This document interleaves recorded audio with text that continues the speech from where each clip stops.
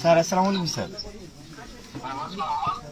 Sir এই যে আমাদের বরগুনাতে যে ভুক্তভোগী পরিবার যে ওনার স্বামী হত্যাকাণ্ডের শিকার হয়েছেন এবং ওনার মেয়ের ঘটনাটাও স্যার আপনি ইতিমধ্যে শুনেছেন আর কি।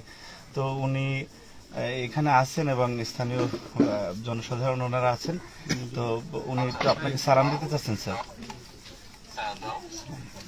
হ্যালো জুড়ে বলুন। হ্যালো হ্যালো বোন আপনি কি রানী দাস বলছেন? হ্যাঁ বোন আমি তারিক বলছিলাম আমি লন্ডন থেকে।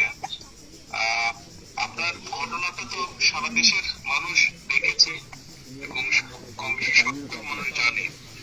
আমি আপনার সাথে কথা বলতে চাইলাম শুধু এতটুকু বলার জন্য যে আপনারা এই বাংলাদেশের মানুষ এবং আপনাদের সাথে যে অন্যায় হয়েছে বা আপনাদের প্রতি যে অন্যায় হয়েছে, আমাদের দল আপনার পরিবারের পাশে আপনার পাশে থাকবে।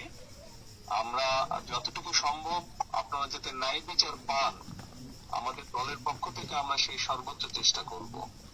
এই মুহূর্তে কোন এতটুকুই বলার জন্য আপনাকে আমি আপনার সাথে কথা বলতে ছিলাম।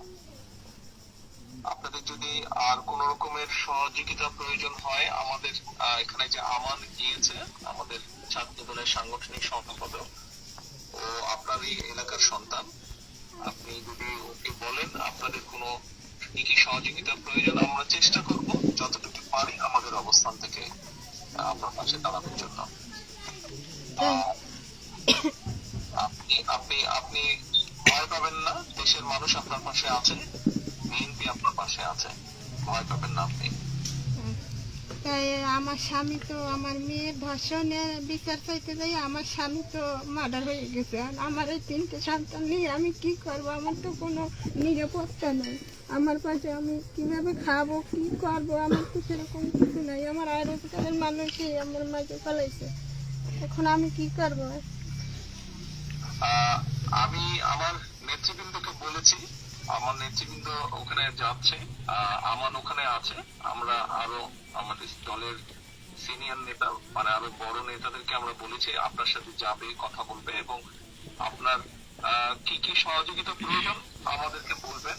কতটুকু পারবো জানি না, তবে আমরা অবশ্যই চেষ্টা করবো আপনার পাশে দাঁড়াতে এবং আপনি যাতে আপনার প্রতি যাতে আইনের শাসন আপনি পান, যাতে আপনি ন্যায় বিচার পান, সেজন্য আমাদের দলের যারা উকিল আছেন, লয়ার আছেন যারা, তাদেরকে আমরা সেইভাবেই নির্দেশনা দেব যাতে আইনগতভাবে আপনাকে সহযোগিতা